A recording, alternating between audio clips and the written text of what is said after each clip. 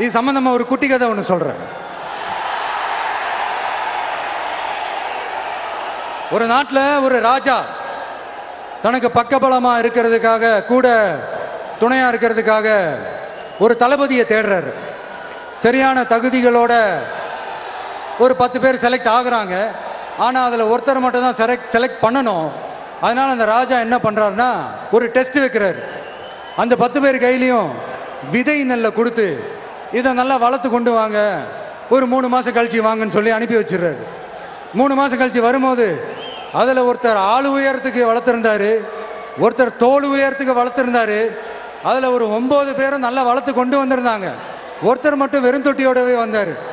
என்னன்னு கேட்டதுக்கு, நானும் தண்ணி ஊத்தி ஊத்தி பாக்குறேன், உரம் வச்சு வச்சு பாக்குறேன், வளரவே மாட்டேங்குது ராஜா, என்ன பண்றதுன்னு தெரியலன்னு சொன்னதுக்கு ராஜா அவரை கட்டி அணைச்சிக்கிட்டு, இனிமே நீதான் என்னுடைய தளபதி, எல்லா அதிகாரமும் உனக்கு தான் சொன்னாரு. ஏன்னா அந்த 10 பேர் கையிலையும் ராஜா கொடுத்தது அவித்த விதை நெல், அது முளைக்கவே முளைக்காது.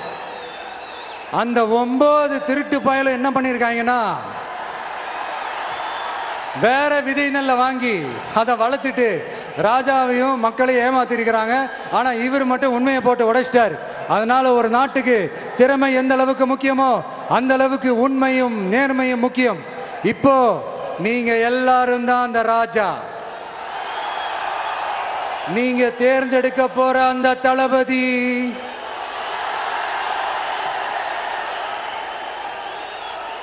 சும்மா சினிமாக்காரன் சினிமாக்காரன் சினிமாக்காரன். அம்பேத்கர் அவர்களை தோக்கடிச்சது சினிமாக்காரன் இல்ல, அரசியல்வாதி. காமராஜர் அவர்களை தோக்கடிச்சது, இங்க விருதுநகர் பகுதியில் தோக்கடிச்சது சினிமாக்காரன் இல்ல, இன்னொரு அரசியல்வாதி. இன்னைக்கும் நம்ம கூட வாழ்ந்துட்டு இருக்கிற நல்ல கண்ணு ஐயாவை தோக்கடிச்சது சினிமாக்காரன் இல்ல, அரசியல்வாதி. இப்படிப்பட்ட நல்ல நல்ல தலைவர்களை எதிர்த்து நின்று தோக்கடிக்கணும்னு அந்த எண்ணத்தை உருவாக்குனது சினிமாக்காரன் இல்ல, அரசியல்வாதி. அதனால எல்லா அரசியல்வாதியும் அறிவாளியும் கிடையாது, எல்லா சினிமாக்காரனும் முட்டாளும் கிடையாது. கான்பிடண்டா இருங்க, நல்லதே நடக்கும், வெற்றி நிச்சயம். மீண்டும் சந்திக்கும் வரை நன்றி, வணக்கம்.